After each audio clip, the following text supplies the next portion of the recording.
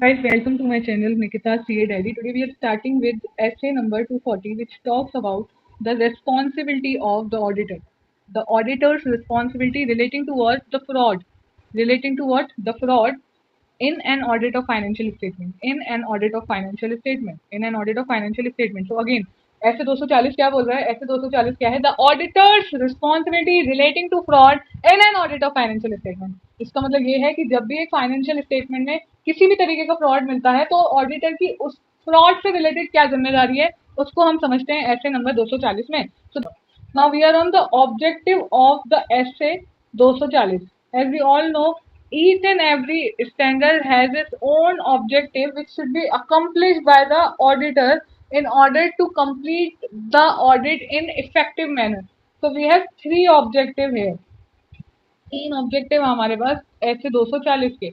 Objective one क्या बोलता है? To identify and assess the risk of material misstatement in financial statement due to fraud. यहाँ पर हम क्या कर रहे हैं? यहाँ पर हम आइडेंटिफाई कर रहे हैं. आइडेंटिफाई और असेस. सिर्फ आइडेंटिफाई करके तो बात नहीं बनेगी ना. We have to assess. Assess किसको करना है? The risk of material misstatement. रोमम को आइडेंटिफाई करना है एंड असेस करना है. रोमम को क्या करना है? आइडेंटिफाई करना है और साथ में असेस भी करना है. क्या सारे रोमम रोमम को आइडेंटिफाई और असेस करना है? The answer is yes. Sorry, the answer is no. क्यों? सारे को क्यों नहीं करना है? बिकॉज यहाँ तो मैं सिर्फ फ्रॉड की बात कर रही हूँ. तो identify and assess the risk of material misstatement relating to or which is due to the fraud only in financial statement due to fraud. Objective one क्या बोलता है? Identify and assess. आइडेंटिफाई पहले तो देखो, आइडेंटिफाई करो. जब identify कर लिया तो असेस करो. क्या असेस करना है? Risk of material miss statement.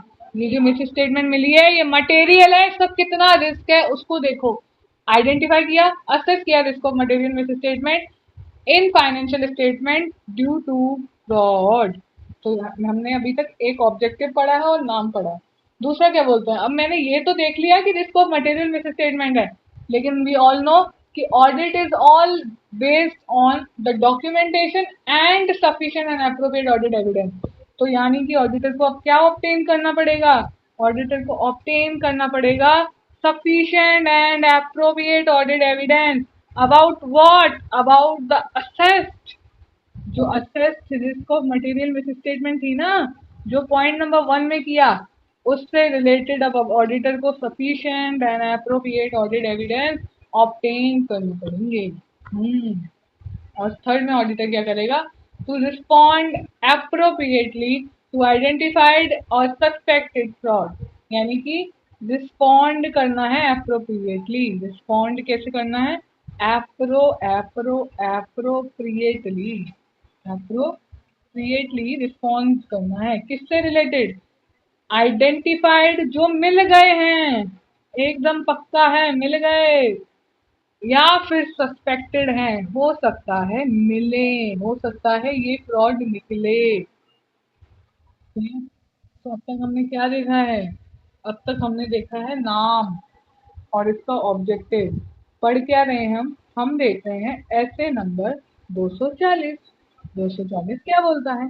240 ये बोलता है the auditor's responsibility relating to fraud in what? In audit of financial statements. Clear.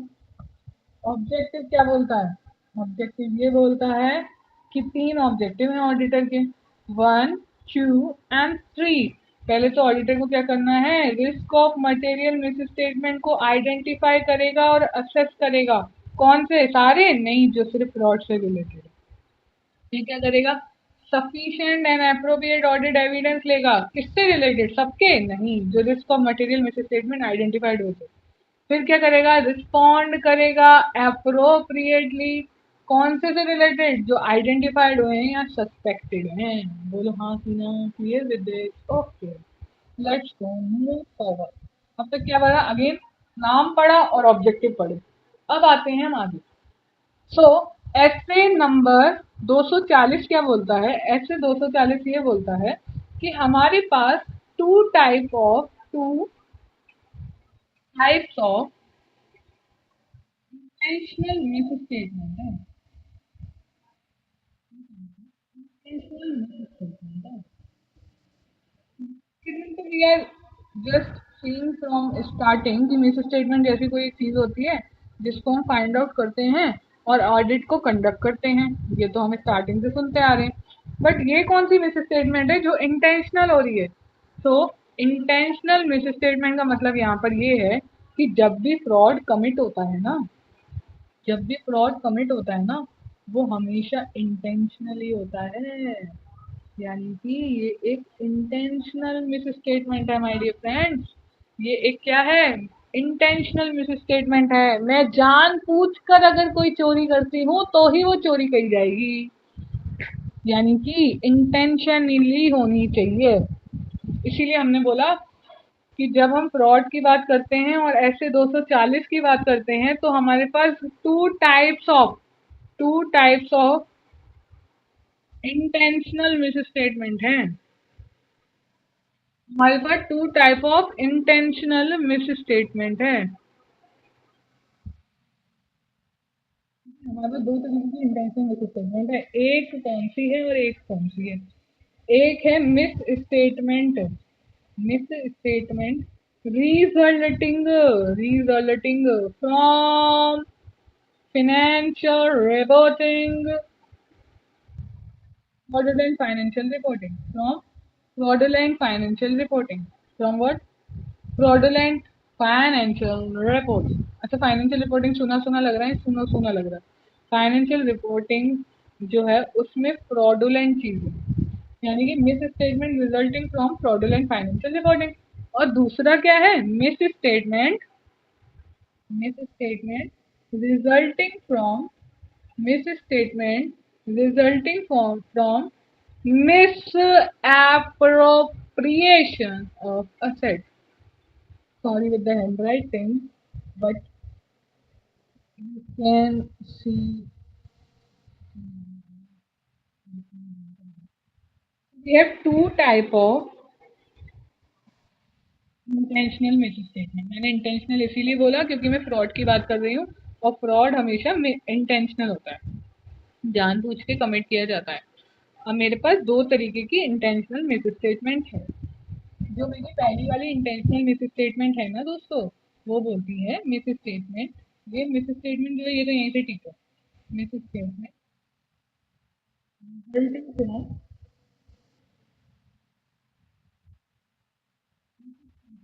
Miss statement resulting from fraudulent financial reporting. ये misstatement resulting from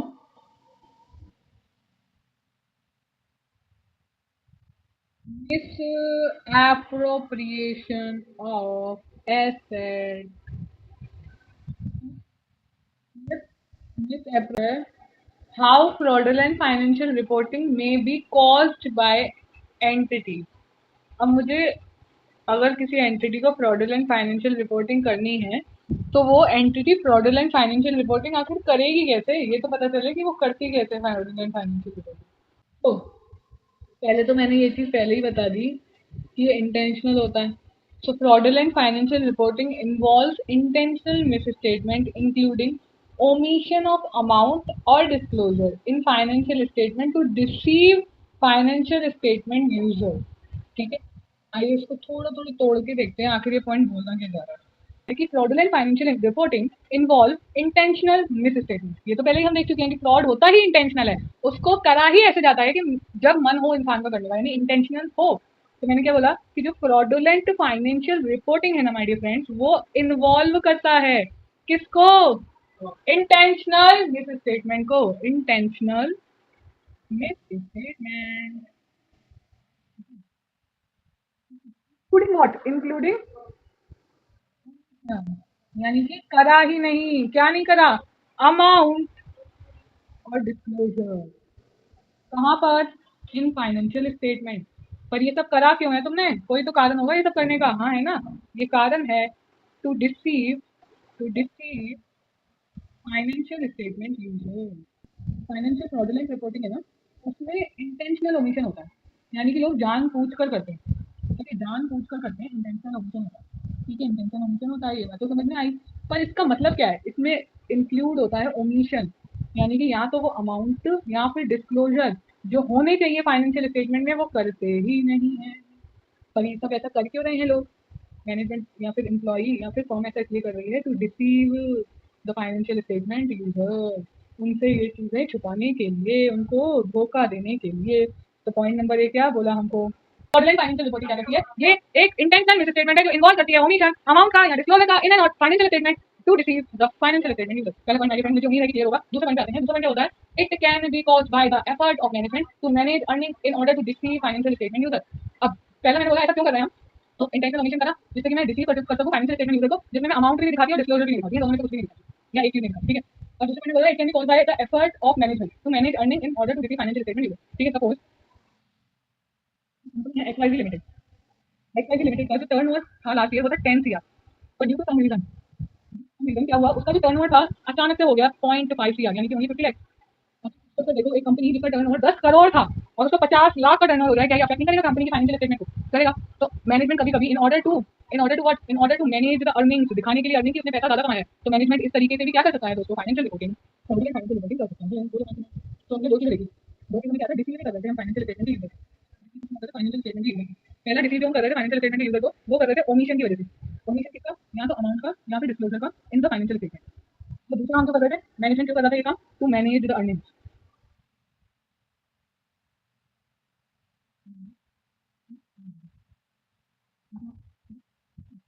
the auditor's responsibility relating to the fraud in the audit of financial statement, जिसमें हमने auditor के तीन objective देखे लिए। पहला objective auditor का क्या होता है? उसको risk of material misstatement relating to fraud को आइडेंटिफाई करना और असेस करना। फिर बोलता है जो होमवर्क मिला है उससे sufficient and appropriate audit evidence लेगा, और तीसरा बोलता है रिस्पॉन्ड करेगा एप्रोप्रिएटली, रिस्पॉन्ड करेगा। हम आगे बढ़े और हमने कहा कि दो तरीके से हो सकती है इंटेंशनल मिस स्टेटमेंट। हमने देखा कि फ्रॉड होता है इंटेंशनल है, जिसमें एक तो फ्रॉडुलेंट फाइनेंशियल रिपोर्टिंग है, दूसरा मिस एप्रोप्रिएशन ऑफ एसेट है, मुआ मुआ। ठीक है, एफआर है, मुआ मुआ। फिर हमने देखा जो एफआर कैसे कर सकती है कंपनी, ये तो बताओ। तो बोला कि दो चीजों से कंपनी एफआर कर सकती है। अब वो दो चीजें क्या है मैं बताती हूँ क्या है। एक तो वो इंटेंशनल मिस स्टेटमेंट है, ये तो मैं पहले बोल चुकी हूँ ऑलरेडी, को फ्रॉडुलेंट फाइनेंशियल रिपोर्टिंग जो मिस स्टेटमेंट है वो इंटेंशनल वाली। इसमें करते क्या है, इसमें इंक्लूड होता है क्या? Omission. Omission relating to what? Amount से ओमिशन कर दिया, उसको डिस्क्लोजर भी नहीं दिखाया, किसका? फाइनेंशियल स्टेटमेंट का। लेकिन तुम ये कर क्या रहे हो? ताकि मैं रिसीव कर सकूं फाइनेंशियल स्टेटमेंट यूजर को, ये तो कर रहे हैं। और दूसरा पॉइंट इसमें क्या पढ़ा हमने? दूसरा पॉइंट ये पढ़ा कि मैनेजमेंट क्या चाहता है? टू मैनेज, किसको मैनेज करना है? The earning. अर्निंग को मैनेज करने के लिए वो क्या करता है? वो रिसीव कर देता है शेयर होल्डर को। हाँ हाँ, शेयर होल्डर को या फिर यूजर फाइनेंशियल स्टेटमेंट, क्योंकि शेयर होल्डर एक छोटा टर्म होगा। यूजर फाइनेंशियल स्टेटमेंट में बहुत सारे लोग आ सकते हैं। It can B debenture holder, it can B general people, अगर शेयर होल्डर नहीं है तो मेरे काम आएगा ना, और इट कैन बी बैंक, अगर लोन वगैरह लिया कंपनी ने तो और भी। ठीक है, देखिए अभी हम ये बोलते हैं कि फ्रॉडुलेंट फाइनेंशियल रिपोर्टिंग में भी अकम्प्लिश बाय द फॉलोइंग। अब फ्रॉडुलेंट फाइनेंशियल रिपोर्टिंग अकम्प्लिश कैसे होगी? अब क्या पढ़ा था कि फ्रॉडुलेंट फाइनेंशियल रिपोर्टिंग करते क्यों है? पहले कैसे होता है? Manipulation, falsification, alteration. Okay, manipulation, falsification, alteration. Manipulation, manipulation, falsification, manipulation, falsification, alteration. Manipulation, falsification, alteration, manipulation, falsification, alteration, manipulation, falsification, alteration, manipulation, falsification, alteration. मैं इसको ऐसे कर दो, माफ कर दो मुझे, माफ। Manipulation, alteration, alteration, sorry, manipulation, falsification, alteration. किस चीज का? अकाउंटिंग रिकॉर्ड का। अकाउंटिंग रिकॉर्ड का। अगर अकाउंटिंग रिकॉर्ड का यहाँ पे किसका? अकाउंटिंग रिकॉर्ड का, यहाँ पे सपोर्टिंग डॉक्यूमेंट का।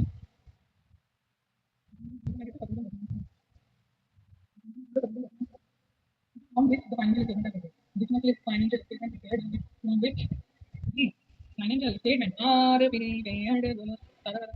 ठीक है, तो पहला पॉइंट इसने बोला कि मुझसे पूछा इसने कि एक बात तो एक आया मेरे पास, बोला नहीं तुझे बताओ तो सही होगा कैसे, क्योंकि अगर मेरे को नहीं बताओ होगा कैसे तो मैं किसी और को कैसे रोकूंगा? ये जब मैं कोई यही नहीं बताऊंगा होगा कैसे, मैं बाकी को कैसे रोकूंगा? मैंने अच्छा तुम्हें सही में रोकना है लोगों को? हाँ मुझे रोकना है। मैंने कहा सुनो पहला पॉइंट मैं तुम्हें बता रही हूँ कैसे होता है ये। बोला हाँ हाँ बताओ, मैं बिल्कुल सुन रहा हूँ, कैसे होता है ये बताओ ना। मैंने कहा सबसे पहले तो मार्क होता है, मार्क, मैनिपुलेशन, अल्टरेशन और फॉल्सिफिकेशन होता है पहले तो। क्या होता है? मैनिपुलेशन, अल्टरेशन और फॉल्सिफिकेशन होता है। पर ये किस चीज का होता है पता है तुम्हें? ये अकाउंटिंग रिकॉर्ड का होता है या फिर सपोर्टिंग डॉक्यूमेंट का होता है? जिन अकाउंटिंग रिकॉर्ड और सपोर्टिंग डॉक्यूमेंट से फाइनेंशियल स्टेटमेंट बने हो, from which is the financial statement prepared. तो manipulation, alteration and falsification of accounting record and supporting document from which the financial statement are prepared. बोलो हाँ कि ना? रिप्रेजेंटेशन, रिप्रेजेंटेशन तो पता है ना, उसको मिस कर दो। Representation in what? Financial statement of event, transaction, other significant information. E say event, T say transaction, O say other, E say other explanatory information. Sorry, O say other significant information. O say आएगा other significant, जो समझ में रहेगा। किया है miss representation और intentional omission. यार ये तो समझना लग रहा है, ये तो मैंने देखा था। हाँ, यानी कि इसने यहाँ तो मिस रिप्रेजेंटेशन किया है या फिर इंटेंशनल ओमिशन कर दिया है। मिस रिप्रेजेंटेशन इन और miss intentional omission from intentional omission from misrepresentation in the intentional omission from misrepresentation in intentional omission from misrepresentation in intentional omission from what, from the financial statement, events, financial statement of events, transactions and other significantly info। एक बार दोनों point समझते हैं। पहला point में क्या बोला था मुझे? पहले पॉइंट में मुझे ये बोला था कि मिस मैनिपुलेशन, अल्टरेशन, फॉल्सिफिकेशन है अकाउंटिंग रिकॉर्ड या सपोर्टिंग डॉक्यूमेंट में on which the financial statement is prepared. ठीक। दूसरा मुझे ये बोलता है कि जो इवेंट है, ट्रांजैक्शन है और अदर सिग्निफिकेंट इन्फॉर्मेशन है जो फाइनेंशियल स्टेटमेंट का हिस्सा है। इवेंट फाइनेंशियल स्टेटमेंट का, उसने यहाँ तो मिस रिप्रेजेंटेशन हुई है, यहाँ पे इंटेंशनल ओमिशन है, मिस रिप्रेजेंटेशन या इंटेंशनल ओमिशन। और लास्ट होता है intentional miss application of accounting principle, intentional miss application.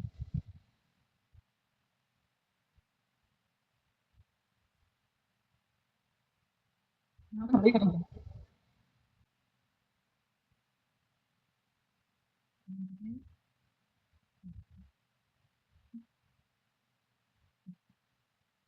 Intentional miss application किसका? Accounting principle. Intentional miss application किसका? अकाउंटिंग प्रिंसिपल का। Manipulation, alteration, falsification in accounting record and supporting document on which the financial statement is prepared. Misrepresentation in intentional omission from financial statement, event, transaction and other significant information. ये पूरा होता है हमारा क्या कि fraudulent financial reporting आखिर मेरे को करनी है। तो दोस्तों मैं फ्रॉडुलेंट फाइनेंशियल रिपोर्टिंग को कैसे कर सकती हूँ? And doing it, take it into consideration. Things are taken into consideration. Black and blue. अब देखो fraud can be committed by management overriding control using such technique as fraud। fraud जो है ये मैनेजमेंट कर सकती है कमिट ओवरराइडिंग कंट्रोल। ऐसा क्यों बोला ना ओवरराइडिंग कंट्रोल? भाई तू अगर कह रहा है कि कंट्रोल बड़ी स्ट्रांग है और तेरी कंट्रोल इतनी स्ट्रांग होती तो क्या फ्रॉड होता? नहीं ना। तो कंट्रोल जो लगे थे उसको ओवरराइड कर कर मैनेजमेंट ने कमिट किया फ्रॉड। तो मैनेज कौन कौन सी टेक्निक इस्तेमाल कर सकता है ये चीज करने के लिए, उसकी बात चल रही है। मैंने क्या बोला कि जो मैनेजमेंट है ना उसने क्या किया है, उसने ओवरराइड करा है कंट्रोल को, फ्रॉड को किया है कमिट। अब बोल रहे हैं कि जो कमिट किया है उसकी टेक्निक क्या क्या है, उसकी बात बताओ।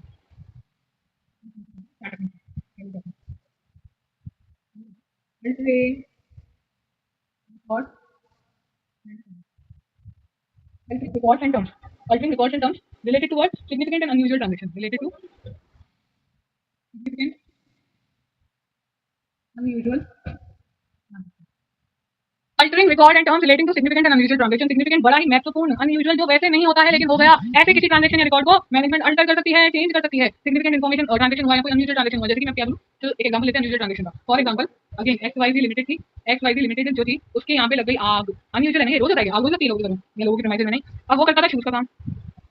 मैनेजमेंट ने क्या किया, शूज का जो उसका नुकसान हुआ था, लेट्स से वो हुआ था 400 करोड़, लेट्स से का हाइपोथेटिकल एग्जांपल, 400 करोड़ का उसका हो गया था नुकसान। तो एक्चुअली ने पता क्या किया, उसने ना अल्टर कर दिया रिकॉर्ड। उसने क्या करा, उसने क्या करा, इस 400 को 40 करोड़ कर दिया।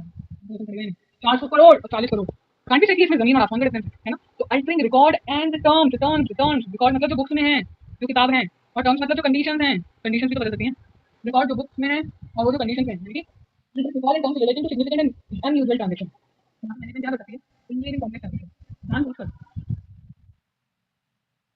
ये जो कॉम्प्लेक्स ट्रांजैक्शन में that are structured to misrepresent financial position.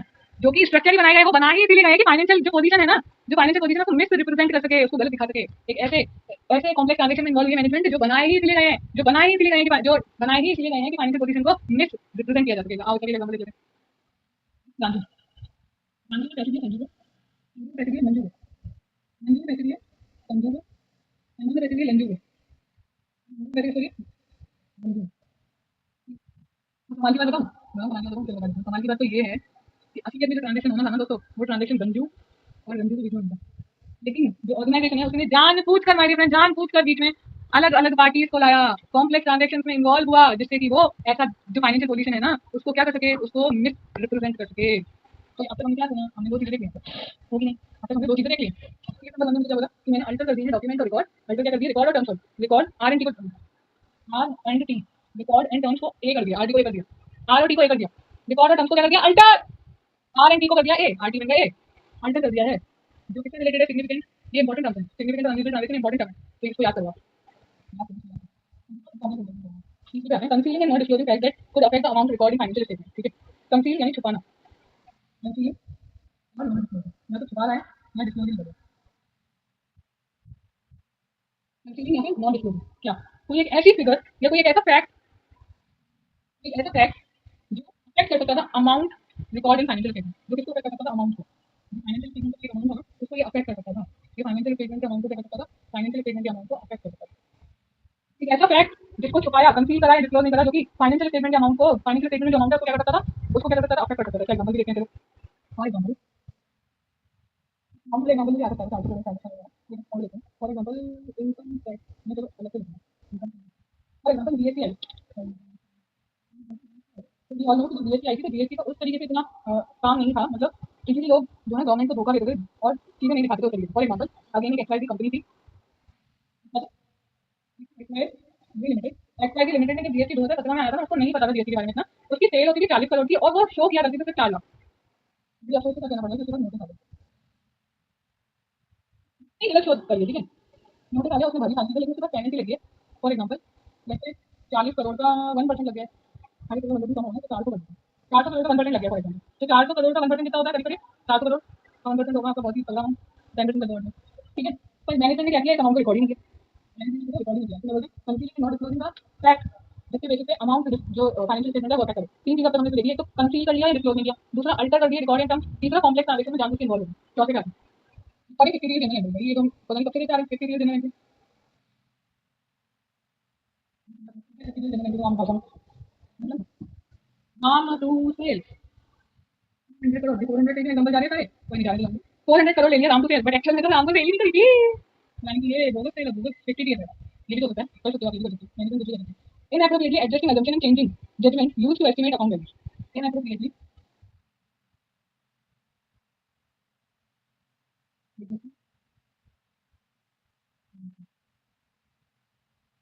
Appropriately adjusting management का होता है, एक मैनेजमेंट की assumption होती है और उसके बेसिस पे ऑडिटर ऑडिट करता है, अब assumption थी ना मैनेजमेंट को, उसको मैनेजमेंट ने जानबूझ के इनएप्रोप्रिएटली एडजस्ट कर दिया। फॉर एग्जांपल वारंटी का अमाउंट, या फिर वारंटी का assumption, या फिर प्रोविजन का assumption,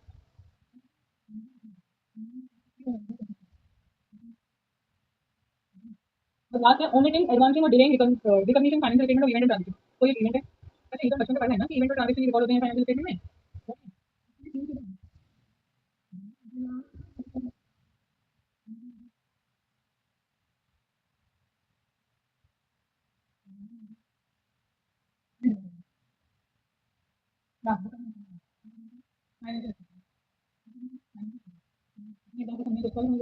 ये है हमारी टाइमलाइन, ये एक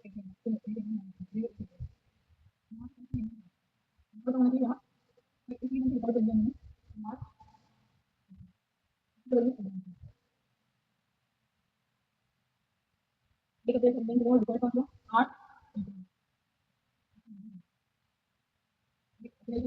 रिकॉर्ड ही नहीं किया इसको, कि आखिरकार मैनेजमेंट अल्टर रिकॉर्ड करती कैसे, सॉरी आखिरकार मैनेजमेंट कंट्रोल ओवरराइड करती कैसे, समझते हैं, क्योंकि आखिरकार मैनेजमेंट कंट्रोल ओवरराइड करती है, तो हमें पता कि मैनेजमेंट ने क्या किया, कंट्रोल को ओवरराइड करा, अब वो कौन सी टेक्निक है जिससे मैनेजमेंट कंट्रोल को ओवरराइड करता है, उसको समझते हैं। रिकॉर्ड को अल्टर कर देना, यानी चेंज कर देना, रिकॉर्ड और टर्म्स को क्या कर देना, alter, alteration of record, alteration of record related to what significant and unusual transaction, जो भी रिकॉर्ड है, जो भी इवेंट, जो भी रिकॉर्ड टर्म्स है related to significant and unusual transaction, उसको अल्टर करते हैं, ये होता है। कॉम्प्लेक्स ट्रांजेक्शन में जान पूछ के इन्वॉल्व हुए हैं, जो कॉम्प्लेक्स ट्रांजेक्शन को देखकर लग रहा है कि फाइनेंशियल पोजीशन को मिसरिप्रेजेंट करने के लिए कॉम्प्लेक्स ट्रांजेक्शन में इन्वॉल्व हुआ गया, तो क्या है, concealment, concealing and not disclosing fact, amount को पता फाइनेंशियल स्टेटमेंट में, इसकी वजह से क्या होगा, अमाउंट को पता जो कि फाइनेंशियल स्टेटमेंट में अमाउंट है। तीसरा, 50 की जनरल एंट्री रिकॉर्ड करिए, inappropriate adjusting adjusting inappropriate adjusting inappropriate adjusting या तो omit कर दिया या एडवांसिंग कर दिया, मैं डिले कर दिया, सिर्फ फाइनेंशियल किसी भी इवेंट का, कोई भी ट्रांजेक्शन का जो फाइनेंशियल स्टेटमेंट से रिलेटेड है उसके रिकॉर्डिंग, ठीक है। आगे तो हम आगे बढ़ेंगे जब हम यहाँ पे पूरा कर लेंगे, नहीं तो हमें आगे बढ़ना क्या है, जस्ट एडजस्ट, वो कुछ समझ देखते हैं कि आपको क्या करना है। बात कर रहे हैं हम आइटम नंबर 240 की, 240 क्या होता है, auditor responsibility relating to fraud in an auditor financial statement, तो हमने पढ़े थे ऑब्जेक्टिव, हमने कहा कि ऑब्जेक्टिव 3 है ऑडिटर के, पहले तो वो रिस्क मटेरियल स्टेटमेंट को आइडेंटिफाई करेगा और असेस करेगा रिलेटेड टू फ्रॉड, उसके बाद वो क्या करेगा, उसके बाद वो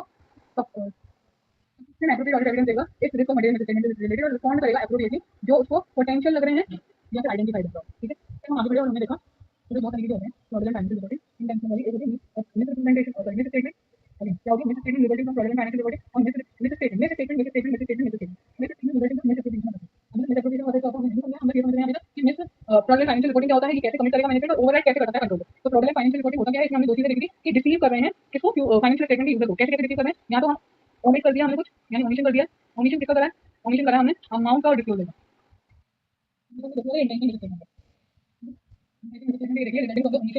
amount and disclosure the financial statement. सबसे बता दें डिस्क्लोजर द फाइनेंशियल स्टेटमेंट। और मैनेजमेंट करता है, मैनेजमेंट करता है to manage the profit, manage the earning, और इनको कहते हैं मैनेज अर्निंग, किससे रिसीव करता है फाइनेंशियल स्टेटमेंट। हमें लगा कि मैनेजमेंट को अभी करना है तो करेगा कैसे, हमने ये चीज़ दे दी।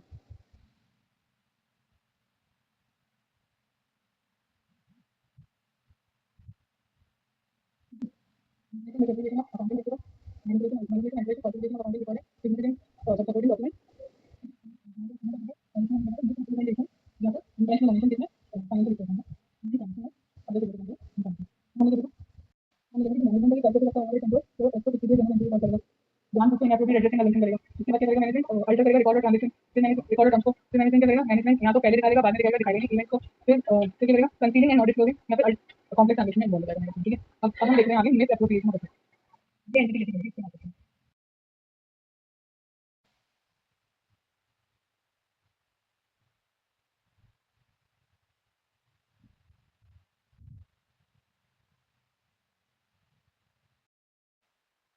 आगे बढ़ते हैं हम। अब हम देख रहे थे आगे कि मिस एप्रोप्रिएशन ऑफ असेट कैसे अकम्प्लिश करता है एंटिटी।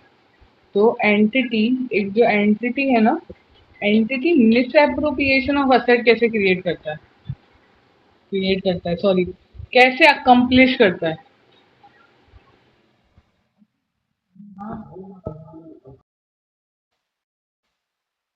अब हम पढ़ रहे हैं कि मिस एप्रोप्रिएशन ऑफ असेट जो है, मिस एप्रोप्रिएशन ऑफ असेट एक एंटिटी कैसे अकम्प्लिश करता है।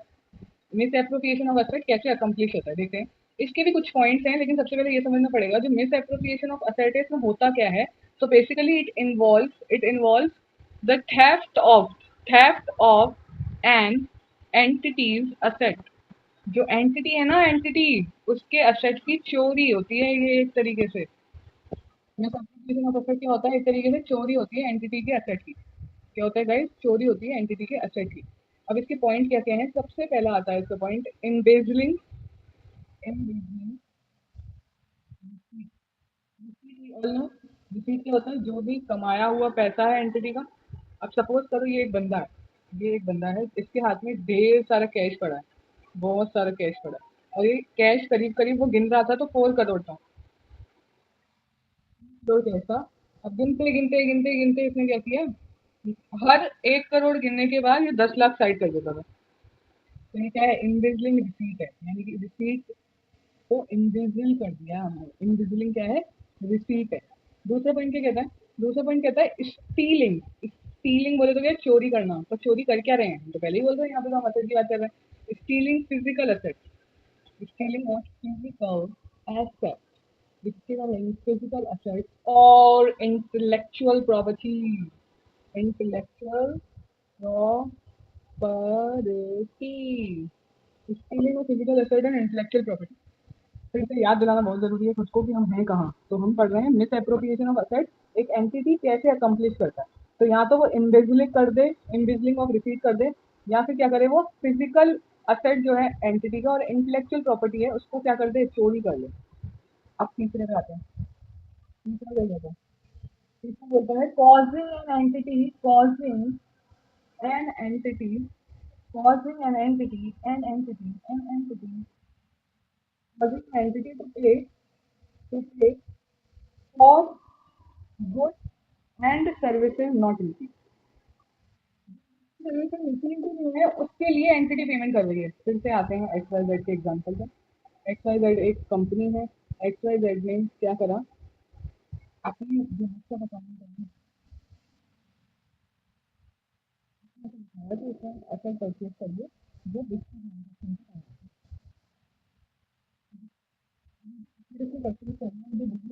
मैन्युफैक्चर में काम आती है। एक्चुअल में पॉइंट ये है कि ये असेट जो है ना, एक्चुअल में रिसीव भी नहीं है। क्या लिख दिया है, asset account, direct cash account, वो बैंक अकाउंट, कंपनी ऑलरेडी दिखा रही है मेरे पास से पैसा गयो, बट असेट तो रिसीव ही नहीं हुई है। तो वही हमको चौकन्ना हो जाना चाहिए, क्योंकि हमें पता चल जाना चाहिए कि कंपनी जरूर जरूर कुछ ना कुछ घपला इस केस में कर रही है। बोले हाँ कि ना, बिल्कुल। आगे बढ़ते हैं, आगे बोलते हैं। मुझे चौथा पॉइंट ये बोलता है कि यूजिंग एंटिटीज असेट, यूजिंग के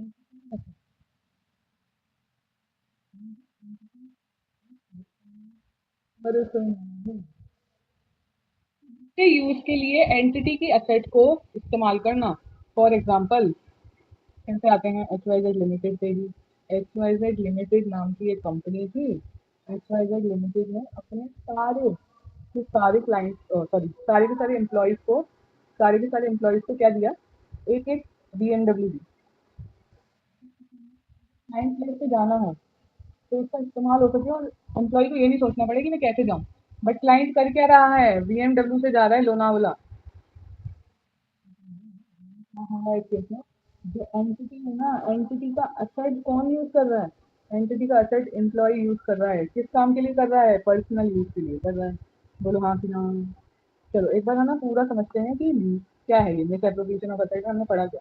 तो मिस एप्रोप्रिएशन ऑफ असेट में बेसिकली हमने ये देखा कि जो मिस एप्रोप्रिएशन ऑफ असेट है ना गाइस, इसमें बेसिकली थेफ्ट होती है एंटिटी के असेट की। चोरी हो जाती है एंटिटी के असेट। ये चार तरीके से एंटिटी कमिट कर सकती है। कैसे, एक तो एम्बेजलिंग रिसीट हो गया, रिसीट को ही अपने पास रख दिया, रिसीट की चोरी कर ली। या फिर क्या हो सकता है, स्टीलिंग फिजिकल असेट या फिर इंटेलेक्चुअल प्रॉपर्टी। ठीक है। फिर कॉजिंग एन एंटिटी टू पे for an asset which is not actually receive और विच इज नॉट रिसीव। और चौथा पॉइंट बोलता है यूज करना एक एंटिटी के असेट को फॉर पर्सनल यूज। अब मैं आपको इस क्रक्स में पूरा एकदम इन शॉर्ट बताऊं कि अब तक हमने क्या देखा है। तो चलो एक बार देखते हैं कि अब तक हमने देखा क्या है। देखते हैं बड़े हैं हम ऐसे होते हैं। ये बोलते हैं auditor responsibility relating to fraud in on audit of financial statement. इसके बाद हम पढ़े इससे ऑब्जेक्टिव। ऑब्जेक्टिव इसके बोलते हैं कि risk of material misstatement को आइडेंटिफाई करो, असेस करो which is related to fraud first. Second क्या करो, आप इसकी sufficient and appropriate audit evidence लो जिसके बेसिस पे आप ये बोलोगे कि risk of material misstatement हुआ है। फिर रिस्पॉन्ड करो appropriately against the identified and potential fraud. जब इतना सब कुछ हो गया है तो अब मैं ये बताती हूँ आपको दो तरीके के मिस स्टेटमेंट होते हैं। एक होता है मिस स्टेटमेंट जो resulting from fraudulent financial reporting, और एक होता है miss statement which is resulting from the miss appropriation of asset. फिर बोलते हैं फ्रॉडुलेंट फाइनेंशियल रिपोर्टिंग कैसे होता है। तो फ्रॉडुलेंट फाइनेंशियल रिपोर्टिंग में दो पॉइंट याद रखो। एक तो प्रॉफिट मैनेज करने के लिए बेसिकली मैनेजर जो है अर्निंग्स मैनेज करने के लिए क्या करता है, अपने फाइनेंशियल स्टेटमेंट को अलग तरीके से दिखाता है जिससे कि डिसीव कर सके वो फाइनेंशियल स्टेटमेंट यूजर को। दूसरी चीज इसमें क्या बोली थी, ओमिशन कर देता है। ओमिशन किस चीज का करता है, या तो अकाउंट का अमाउंट का करेगा या फिर डिस्क्लोजर ही नहीं दिखाएगा, जिससे अगेन क्या हो, डिसीव हो जाए फाइनेंशियल स्टेटमेंट का यूजर। फिर हम आगे बढ़े तो हमने देखा कि फाइनेंशियल स्टेटमेंट अगर कमिट करना है किसी कंपनी को fraudulent financial reporting, sorry financial fraudulent financial reporting एक कंपनी को कमिट करनी है तो वो किस तरीके से कमिट करेगी। तो इसके लिए हमने देखा था सिंपल टेक्निक है कंपनी के पास। सबसे पहले तो वो क्या करेगी, intentional miss application of accounting principles कर देगी। उसके बाद वो क्या कर सकती है, वो बोल सकती है कि मिस रिप्रेजेंटेशन और इंटेंशनल ओमिशन कर सकती है। किस चीज का, इवेंट ट्रांजेक्शन और अदर सिग्निफिकेंट इंफॉर्मेशन को कर सकती है। और क्या कर सकती है, मैनिपुलेशन अल्टरेशन और फॉल्सिफिकेशन किसका, रिकॉर्ड का, किसका रिकॉर्ड का, और किससे रिलेटेड कर सकती है, और सपोर्टिंग डॉक्यूमेंट जिसके बेसिस पे मेरे फाइनेंशियल स्टेटमेंट बने। बोलो हाँ कि ना। बिल्कुल सही बात है, बिल्कुल सही बात है। फिर हम आगे बढ़े तो हमने देखा कि फ्रॉडुलेंट फाइनेंशियल रिपोर्टिंग अगर इसको एंटिटी को करनी है तो वो कमिट कैसे करेगा ये तो देख लिया। अब मुझे बताओ कि ओवरराइडिंग कंट्रोल कौन से हैं जिसको हटाकर मैनेजमेंट ये सारी चीजें करता है। तो सबसे पहले तो हमने इसमें अगर इजी सबसे पॉइंट बताऊं जो याद आने लायक है वो है कि 60 जर्नल एंट्री कर दी, एडजस्ट कर दी अजम्पशन, इन अप्रोप्रिएटली एडजस्टिंग एजम्पशन। फिर क्या किया, अल्टर कर दिए रिकॉर्ड एंड इवेंट्स जो कि मेरे फाइनेंशियल स्टेटमेंट से रिलेटेड जो सिग्निफिकेंट और अनयूजुअल ट्रांजेक्शन के। और क्या किया, और इन्होंने है ना omit concealing and not disclosing the fact, या फिर ओमिट कर दिया, पहले ही डिस्क्लोज कर दिया बाद में डिस्क्लोज किया। और लास्ट पॉइंट हमें ये बोलता है कि कॉम्प्लेक्स ट्रांजेक्शन में इन्वॉल्व है। बात पड़ा था misappropriation of asset. Misappropriation of asset क्या बोलता है, मिसएप्रोप्रिएशन ऑफ एसेट बोलता है कि इसमें बेसिकली थेफ्ट हो रहा है एंटिटी के एसेट का। इसमें चार पॉइंट आ जाएंगे, इनप्लेस्ड इन कैश रिसीट, फिर आएगा आपका कॉजिंग एन एंटिटी टू पे for an asset which is not actually received, फिर आएगा पर्सनल यूज के लिए आपने एसेट को यूज करना चालू कर दिया, और stealing of property, stealing of physical asset, sorry stealing of physical asset and intellectual property. उम्मीद है आपको यहाँ तक बिल्कुल अच्छे से समझ में आया होगा। Now we are on the responsibility of auditor. अब तक मैंने ये तो समझ लिया गाइस कि आखिरकार ये फ्रॉड कमिट होता कैसे है। वो ऑडिटर रोक लेगा, लेकिन ऑडिटर की रिस्पॉन्सिबिलिटी क्या है। Start with the responsibility. Responsibility, responsibility किसकी है गाइस, ये रिस्पॉन्सिबिलिटी है हमारे प्यारे प्यारे ऑडिटर की। एकदम क्यूटी क्यूटी ऑडिटर की। चले रिस्पॉन्सिबिलिटी पे चलते हैं। तो सबसे पहले तो रिस्पॉन्सिबिलिटी ऑडिटर की क्या है, इसका जो पहला पॉइंट है जो हम स्टार्टिंग से पढ़ते आ रहे हैं, क्या है, auditor is responsible for obtaining or reasonable assurance that the financial statement taken as a whole are free from material misstatement whether caused by fraud और एरर। तो क्या बोला, financial statement as a whole ये auditor की responsibility है to obtain a reasonable assurance. ये तो हम सबको पता है रीजनेबल एश्योरेंस क्यों बोलते हैं। It is not absolute level of assurance, मैं सिर्फ एक रीजनेबल एश्योरेंस देता हूँ कि जो financial statement as a whole है वो फ्री फ्रॉम मटेरियल मिसस्टेटमेंट है, whether it is caused from the whether it is caused by the fraud और एरर। क्लियर है, ये पहली चीज है। ठीक। Owing to internal limitation. Owing to internal limitation. Limitation. Owing to internal limitation. So, owing to internal limitation of an audit, there is an unavoidable risk. Avoidable है, unavoidable है, unavoidable risk है. Owing to limitation. Owing to internal limitation. Internal limitation होने की वजह से ये एक unavoidable risk है कि that some misstatement material misstatement of financial statement may not be detected even though the auditor is properly planned and performed in accordance with standards on auditing. चलिए audit standards को बहुत अच्छे से समझते हैं।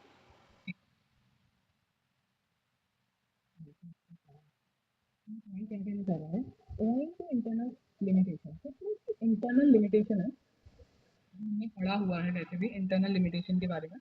तो इसकी इंटरनल लिमिटेशंस की वजह से क्या होता है, गोइंग टू इंटरनल लिमिटेशन हम ये बोल सकते हैं कि ये अनअवॉइडेबल है, इसको मैं अवॉइड ही कर नहीं सकती। There is an unavoidable risk, क्या है, एक अनअवॉइडेबल रिस्क है। क्या बोला मैंने, going to internal limitation of an audit, audit की कुछ इंटरनल लिमिटेशंस हैं जिसकी वजह से ये एक अनअवॉइडेबल रिस्क है कि कुछ मिस स्टेटमेंट डिटेक्ट ही नहीं हो सकती जबकि मैं ऑडिट को एक प्रॉपर तरीके से प्लान करके अप्लाई करूं as per the ethics. Clear है, एक सरल भाषा में अगर मैं बोलूं तो ये बोल रहा है ओइंग टू इंटरनल लिमिटेशन, कुछ इंटरनल लिमिटेशन होने की वजह से कुछ अनअवॉइडेबल रिस्क है कि ऑल दो मैं ऑडिट को बिल्कुल एकदम एज पर स्टैंडर्ड करूं, फिर भी हो सकता है कुछ कुछ एरर या कुछ फ्रॉड मुझे ना मिले, यानी कुछ मटेरियल मिस स्टेटमेंट डिटेक्ट ही ना हो पाए। बोलो हाँ कि ना। So we will done with second point itself also. पहला पॉइंट बोलता है ऑडिटर की रिस्पांसिबिलिटी रीजनेबल एश्योरेंस ऑब्टेन करने की that financial statement as a whole are free from the material misstatement whether cause due to error और fraud. दूसरा point बोलता है कि ये तो ठीक है रीजनेबल एश्योरेंस तुम पता कर लोगे, बहुत अच्छी बात है, करनी भी चाहिए बिकॉज यू आर ऑडिटर, लेकिन एक बात ध्यान में रखो कि क्योंकि कुछ इंटरनल लिमिटेशंस है ना, इसीलिए अनअवॉइडेबल रिस्क हो जाता है। इंटरनल लिमिटेशंस होने की वजह से अनअवॉइडेबल रिस्क हो जाता है कि कुछ मिस स्टेटमेंट को मटेरियल मिस स्टेटमेंट को मैं डिटेक्ट ही नहीं कर सकती इवन दो मैं किसी भी तरीके से इतने अच्छे से अपने ऑडिट प्रोसीजर्स को लगाऊं और ऐसे इसको कंप्लाई करके अपना प्लान करूं और परफॉर्म करूं ऑडिट। दो पॉइंट ये तीसरा पॉइंट देखते हैं। तीसरा पॉइंट ये बोलता है risk of not detecting a misstatement resulting from fraud is higher than the risk of not detecting misstatement resulting from error. इसको समझने के लिए हम समझते हैं what is the difference between error and fraud. ये होता है एरर क्या होता है, क्या बोल सकती हूँ मैं इसको, भूल, और फ्रॉड क्या होता है मैं तो बोल दिया तुम्हें इंटेंशन। तो क्या मैं इसको डिफरेंशिएट करने के लिए ये बोल दूं error is unintentional, there is fraud is intentional, बोलूं तो फिर गलत थोड़ी होगा, सही बोल रही हूँ। तो मैं क्या कर रही हूँ एरर में, बेसिकली फॉर एग्जांपल एक एम्प्लॉय था जिसका नाम था रामी, रामा एम्प्लॉय था। रामा ने क्या किया, अपने एंट्रीज को करना चालू करा। तो इस केस में रामा ने बेसिकली किया क्या, रामा ने एंट्रीज करी करीबन 40 करोड़ की, चार का आंकड़ा नहीं जा रहा, चलो 40 करोड़ की कोई एंट्रीज करी उसने, मतलब मल्टीपल थे, एक ही एंट्री नहीं थी, बहुत सारी एंट्री थी। और एक एंट्री में बाय मिस्टेक वो जो 30 लाख का था ना इनवॉइस उसको 3 करोड़ लिख गया। इधर अब आते फ्रॉड की बात। लिखना कालू, कालू की बात पे आते हैं। कालू ने क्या किया, कालू ने बड़ी ही ईमानदारी से 40 करोड़ की इनवॉइसेस थी ना, उनमें से एक इनवॉइस जो है मैनेजर के कहने पे अमाउंट को चेंज कर दिया, 30 लाख से 3 crore.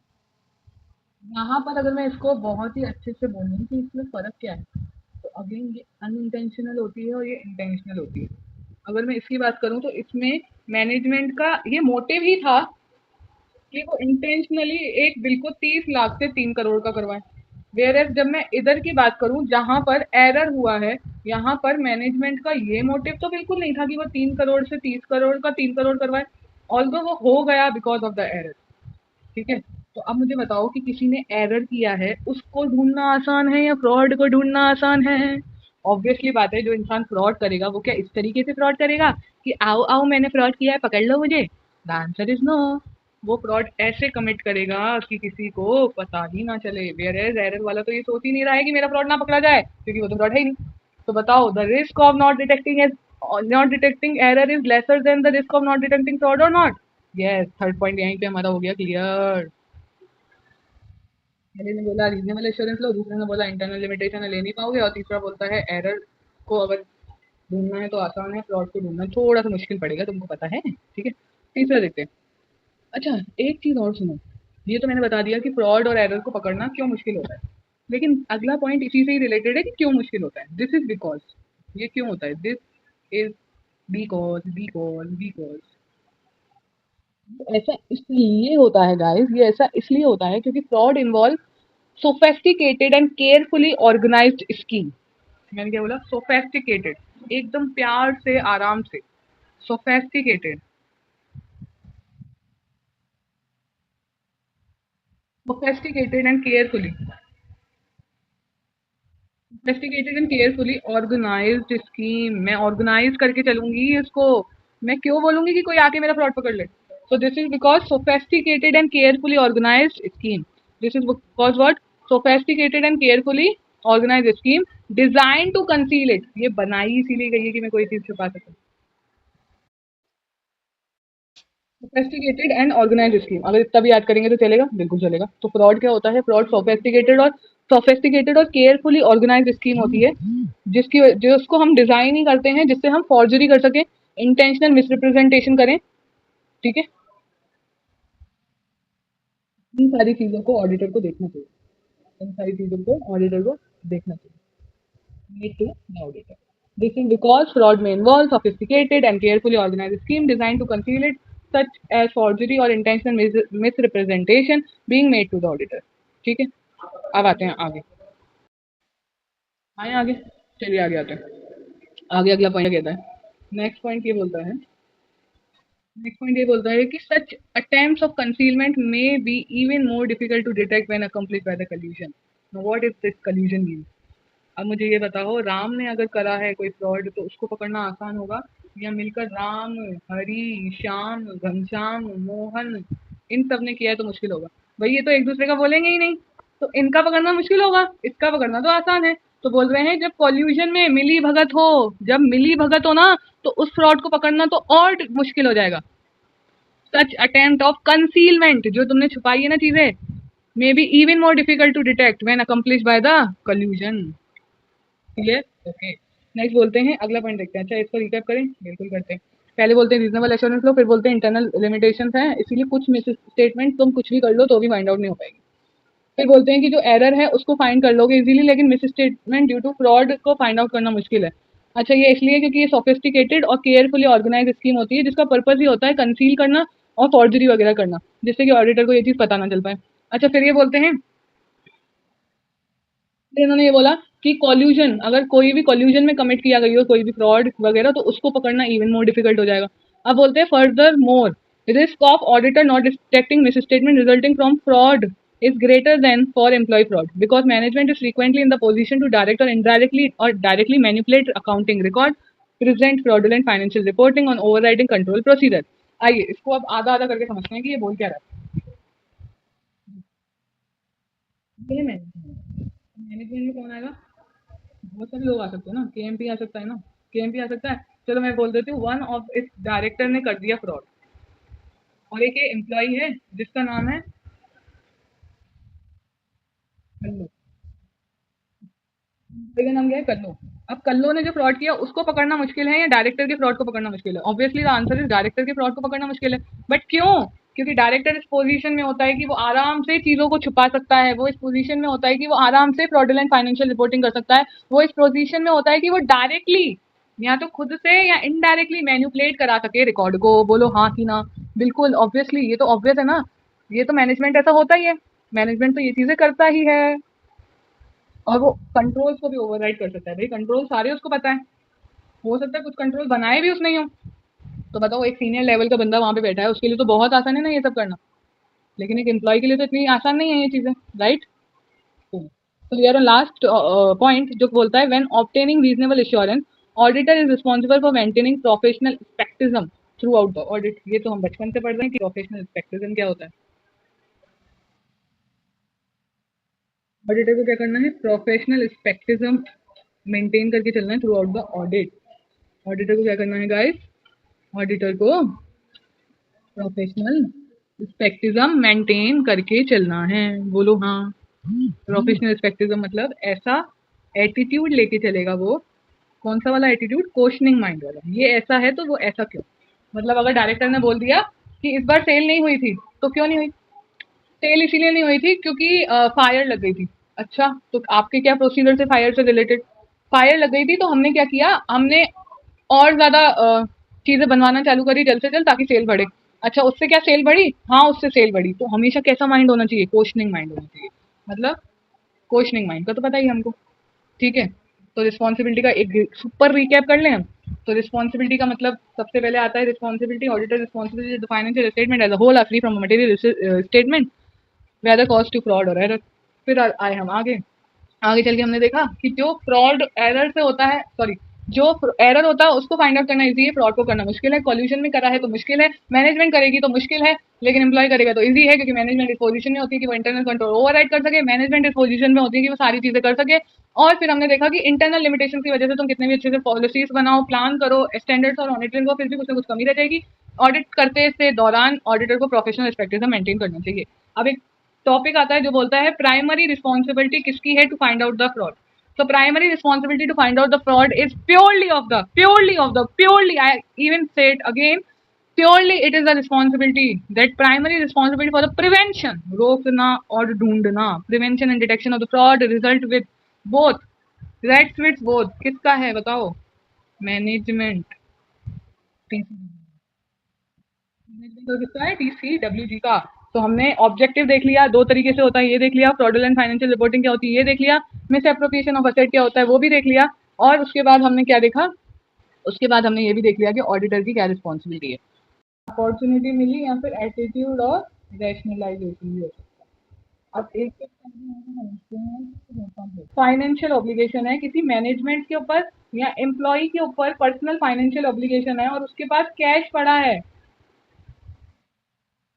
We create a pressure on management or employee with access to cash or other assets susceptible to theft.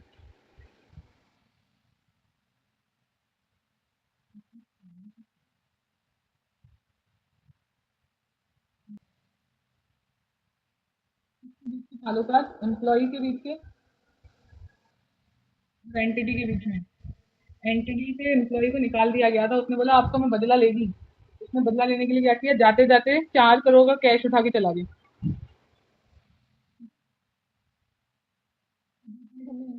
क्या देखिए, एक तो पर्सनल फाइनेंशियल ऑब्लिगेशन थी।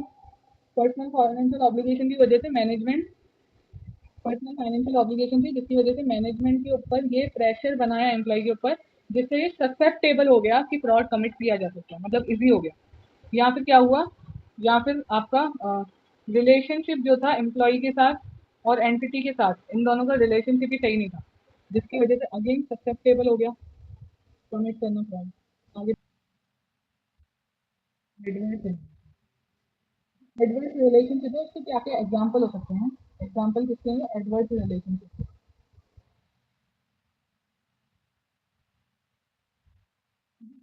पहला एग्जांपल एडवर्स रिलेशनशिप का है, नोन और anticipated future employ lay off. Employ को पहले ही पता है ये तो मुझे निकालने वाले हैं, नोन है या एंटिसिपेटेड है, या तो पता है निकाल देगा या निकाल सकता है। नोन है या एंटिसिपेटेड ले ऑफ है तो वो बोलेगा कल का जाता आज जाता, चलो चला के मैं यूं चला जाता। फिर है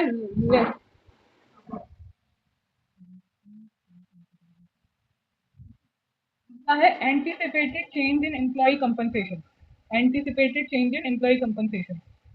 anticipated change in employ compensation. Employ का कंपनसेशन ही चेंज कर दिया, बेचारा गुस्से में आएगा नहीं आएगा। और अगला है प्रमोशन कंपनसेशन और other reward inconsistent with expectation. जो उसने सोचा था मेरे को प्रमोशन मिलेगा, एग्जाम्पल क्या है इसका, एडवर्स रिलेशनशिप का ले ऑफ, उसको लग रहा है एंटीसिपेटेड ले ऑफ है या फिर ये पक्का है वो मुझे निकाल ही देगा। निकाल देगा तो चलो चलो करते ही जाए, नोन है या एंटीसिपेटेड है। अगर anticipated change in employ compensation है, मुझे लग रहा है कि एम्प्लॉय मेरी कंपनसेशन को चेंज कर देगा, अगर मुझे लग ही रहा है एम्प्लॉय कंपनसेशन को चेंज कर देगा तो चलो कुछ तूफानी करते जाते हैं। ठीक है। अगला है मैंने जो सोचा मुझे प्रमोशन मिलेगा, मैंने जो सोचा मुझे कंपनसेशन मिलेगा, मैंने जो सोचा मुझे कुछ तो रिवॉर्ड देंगे, उसमें उन्होंने किया। सबसे पहले हमने स्टार्ट किया था, सबसे पहले हमने किससे स्टार्ट किया था, इंसेंटिव और प्रेशर से। इंसेंटिव और प्रेशर में हमने क्या देखा, पर्सनल फाइनेंशियल ऑब्लिगेशन क्या है, पर्सनल फाइनेंशियल ऑब्लिगेशन है जिसकी वजह से मैनेजमेंट और एम्प्लॉय के ऊपर प्रेशर क्रिएट होता है और ये क्या हो जाता है, ससेप्टेबल हो जाता है, इजी हो जाता है एम्प्लॉय के लिए कमिट करना फ्रॉड। दूसरा हमने देखा कि जो रिलेशनशिप है बिटवीन एम्प्लॉय और मैनेज एंटिटी वो है ना एडवर्स है, जिससे अगेंस्ट ससेप्टेबल हो जाता है ये अगेंस्ट करना। कुछ एग्जांपल है इसके, permanent lay off, sorry lay off known या एंटिसिपेटेड ले ऑफ है, उसको लग रहा है मुझे निकाल ही देगा, जाते जाते कल का जाता आज जाता, चलो मैं कुछ धूम मचा के ही जाता, ऐसा उसने सोच लिया।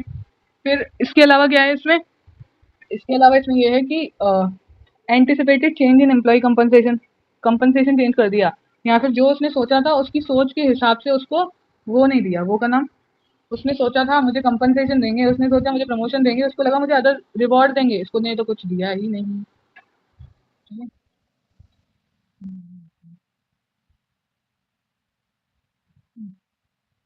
अब क्या देख रहे हैं, अब देखते हैं अपॉर्चुनिटी कैसे मिलती है किसी को।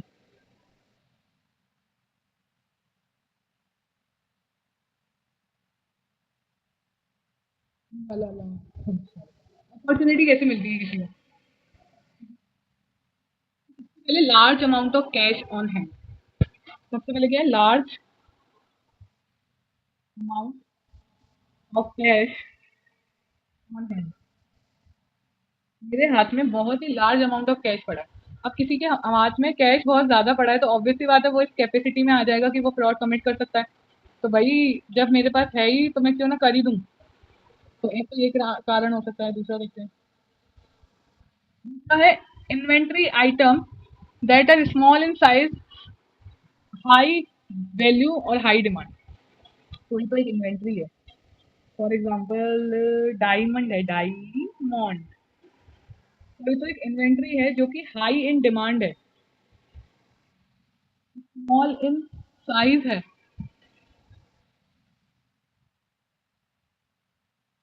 High in demand, small in size और high in value. High high small, high high small, high value है, हाई डिमांड है और स्मॉल साइज है। ठीक है, आगे बढ़ेंगे, देखते हैं, देखते हैं। ये बोलते हैं easily convertible asset such as bearer bond, diamond और computer chip. Easily convertible asset,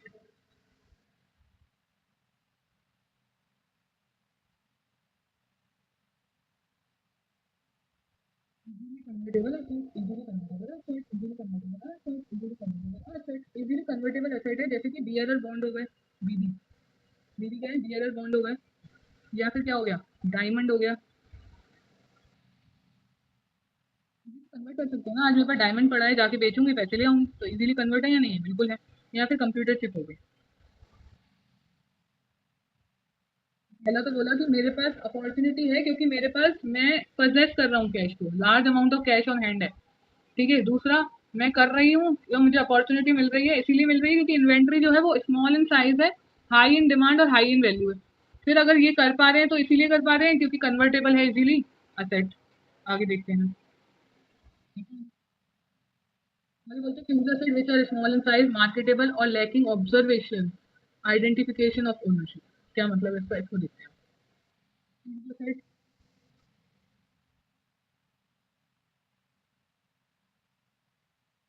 which are small in size, एकदम छोटा सा है, स्मॉल इन साइज,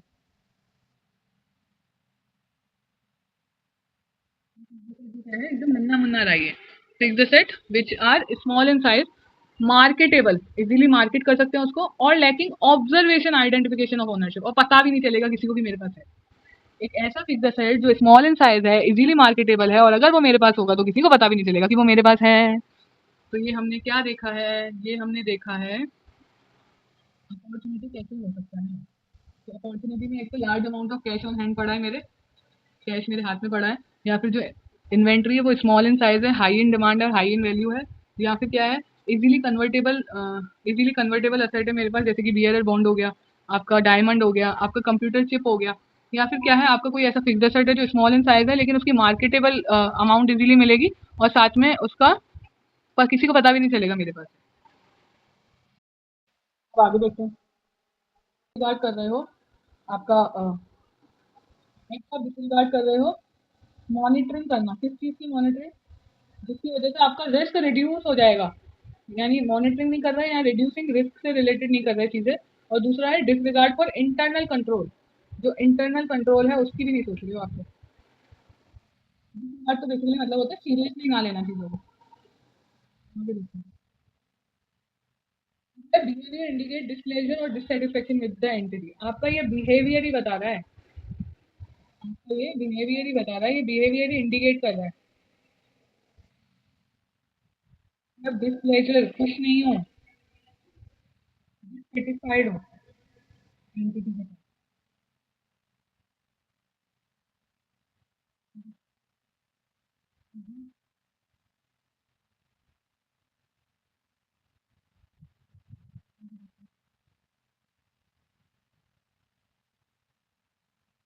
डिसरिगार्ड कर रहे हो, जिस तरीके से आपको मॉनिटरिंग करनी चाहिए, रिस्क को रिड्यूस करना चाहिए रिलेटेड टू मिस स्टेटमेंट, वो कर ही नहीं रहे हो आप, related to misappropriation of asset वो कर ही नहीं रहे हो आप, दूसरा इंटरनल कंट्रोल को भी डिसरिगार्ड कर रहे हो, तीसरा आपका बिहेवियर इंडिकेट कर रहा है या तो आप डिसप्लेजर कर रहे हो, खुश नहीं हो, या फिर डिससेटिस्फाइड हो एंटिटी के साथ, या फिर क्या हो रहा है, या फिर चेंज इन बिहेवियर और लाइफस्टाइल दैट में इंडिकेट असेट हैव बीन मिसएप्रोप्रिएटेड, या तो आपका बिहेवियर चेंज हो गया है।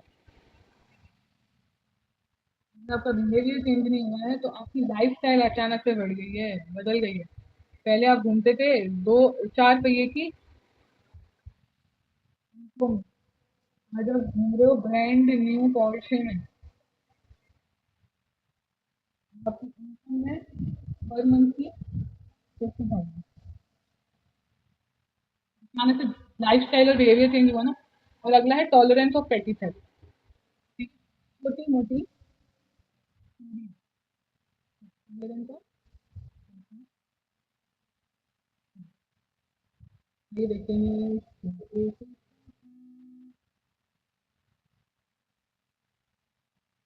चलो हम बढ़ते रहे, हम बढ़ रहे हैं एटीट्यूड रैशनलाइजेशन। सबसे पहले डिसरिगार्ड कर रहे हो आप, सीरियसली नहीं ले रहे हो, किस चीज़ को सीरियसली नहीं ले रहे हो आप, रिलेटिंग टू द रिस्क और मॉनिटरिंग, इससे चीज़ें आप जो होनी चाहिए ना मिस एप्रोप्रिएशन ऑफ असेट्स से रिलेटेड वो आप कर नहीं रहे हो। आप इंटरनल कंट्रोल भी नहीं कर रहे हो, किससे रिलेटेड इंटरनल कंट्रोल नहीं कर रहे हो आप internal control related to related to what, misappropriation of asset नहीं कर रहे हो। दूसरा आपका बिहेवियर ये इंडिकेट कर रहा है कि आप या तो डिसप्लेजर हो या फिर डिससेटिस्फाइड हो एंटिटी से, या फिर आपका बिहेवियर चेंज हो गया, अचानक आपकी लाइफस्टाइल चेंज हो गई है, या फिर टॉलरेंस ऑफ सेटिस्फैक्शन। ठीक है, तो एक क्विक रिवीजन करते हैं अब तक इसमें देखा गया है। इंसेंटिव, प्रेशर, अपॉर्चुनिटी और एटीट्यूड और रैशनलाइजेशन। सबसे पहले है इंसेंटिव और प्रेशर। इंसेंटिव और प्रेशर मतलब यहाँ तो हमें लालच है इंसेंटिव की, यहाँ पर प्रेशर क्रिएट किया है। सबसे पहले किसी इंसान के दिमाग में प्रेशर कब क्रिएट होता है, जब उसके ऊपर कर्जा होता है। कर्जा मतलब, कर्जा मतलब क्या है, पर्सनल फाइनेंशियल ऑब्लिगेशन। अगर मैनेजर के ऊपर है, मैनेजमेंट के ऊपर है या एम्प्लॉय के ऊपर है, जिससे उसको प्रेशर मिल रहा है और ससेप्टेबल है कि वो फ्रॉड को कमिट कर सकता है। दूसरा पॉइंट बोलता है, अच्छा पर्सनल फाइनेंशियल ऑब्लिगेशन से तो मैं ये चीज कर सकती हूँ, लेकिन एक और भी तो कारण हो सकता है इसका, adverse relationship with the employ और एंटिटी। अब एडवर्स रिलेशनशिप में क्या क्या चीजें आती हैं, एक तो उसको पता है उसका सॉरी नॉन है या एंटिसिपेटेड ले ऑफ हो जाएगा, उसको निकाल देंगे, या कंपनसेशन एंटिसिपेटेड उसका चेंज कर देंगे, या फिर क्या करेंगे, उसको कंपनसेशन उसने जो सोचा, उसने जो रिवॉर्ड सोचा, उसने जो प्रमोशन सोचा उसको मिला ही नहीं वैसा। या फिर हमने फिर देखा अपॉर्चुनिटी कैसे मिलेगी, तो किसी के पास अगर बहुत सारा कैश पड़ा हुआ हो, किसी के पास अगर लार्ज अमाउंट ऑफ कैश पड़ा हो, कैश ऑन हैंड हो तो अपॉर्चुनिटी मिल जाएगी। दूसरा इन्होंने बोला कि inventory high in demand, small in size और हाई इन वैल्यू। ठीक है, फिर इन्होंने बोला कि अगर फिक्स्ड एसेट कोई है जो स्मॉल इन साइज है, जो मार्केटेबल है, इजीली दिखेगा भी नहीं किसी को, या फिर इजीली कन्वर्टेबल एसेट हो गया, बियर बॉन्ड, डायमंड या कंप्यूटर चीज। फिर हमने देखा एटीट्यूड कैसे हो सकता है। एटीट्यूड में आप डिसरिगार्ड कर रहे हो इंटरनल कंट्रोल को, या डिसरिगार्ड आपको अच्छा नहीं लग रहा तो बताना। फिर आपका बिहेवियर ऐसा है कि आप डिसप्लेजर कर रहे हो, डिससेटिस्फाइड हो, या फिर क्या है आपका लाइफस्टाइल चेंज हो गई, या फिर आप टॉलरेंस ऑफ पैटी फिनिश कर रहे हो। क्लियर है, आगे बढ़ते हैं।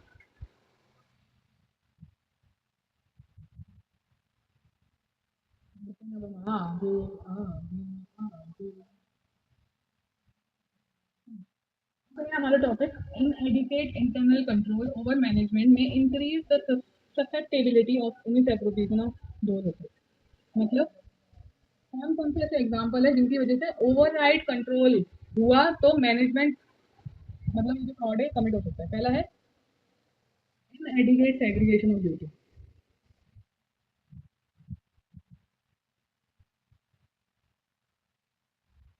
बैंक का एग्जांपल लेते हैं चलिए लेते हैं।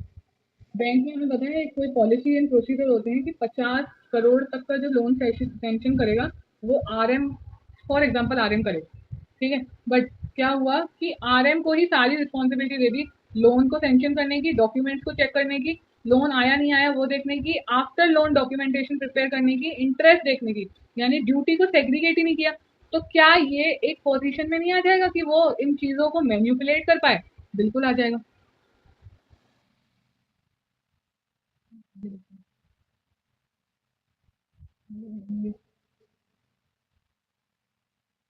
पहला कहता है इन सेग्रीगेशन ऑफ ड्यूटी और इंडिपेंडेंस है। अगला है inadequate oversight of senior management expenditure. Inadequate oversight करना है, ओवरसाइट से दो पॉइंट है एक साथ कवर करते हैं।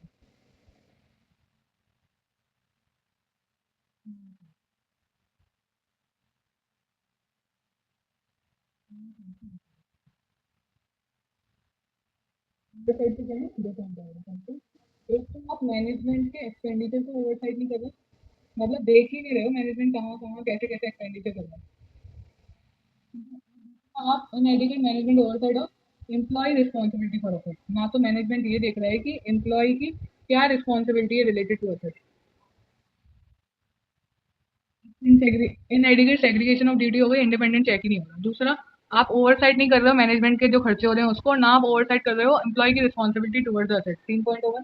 अगला आता है हमारा inadequate record keeping with respect to asset. जो असेट है ना, आपने रिकॉर्ड ही नहीं करी। Inadequate record keeping with respect to asset. अगला देखते हैं। अगला बोलता है lack of complete and timely reconciliation of asset. Reconciliation होता है ना, वही नहीं करा।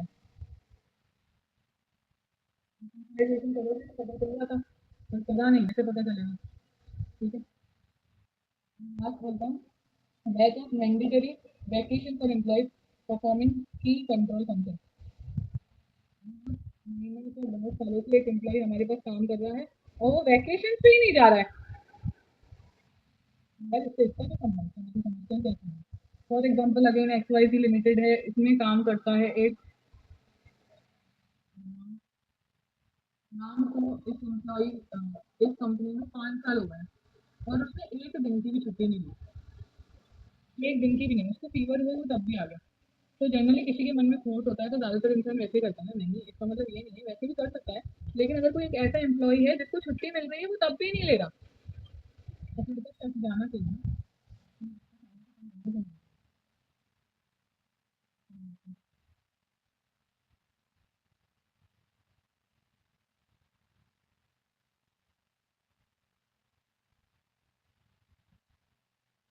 Dedicate segregation of duty, duty segregate ही नहीं करी है आपने, ओवरसाइट नहीं कर रहे हो मैनेजमेंट के खर्चे को और एम्प्लॉय का responsibility related to asset. Asset को रिकॉर्ड ही नहीं किया है, असेट का रिकंसिलेशन नहीं किया, असेट को रिकॉर्ड नहीं किया, असेट का रिकंसिलेशन और mandatory vacation. I hope you love this lecture. If you love this lecture, please like and share, comment, and please subscribe the channel. Hit the bell icon. I will we post these kind of content on a regular basis. Please hit the subscribe button. Thank you so much, guys. Bye bye till the next time.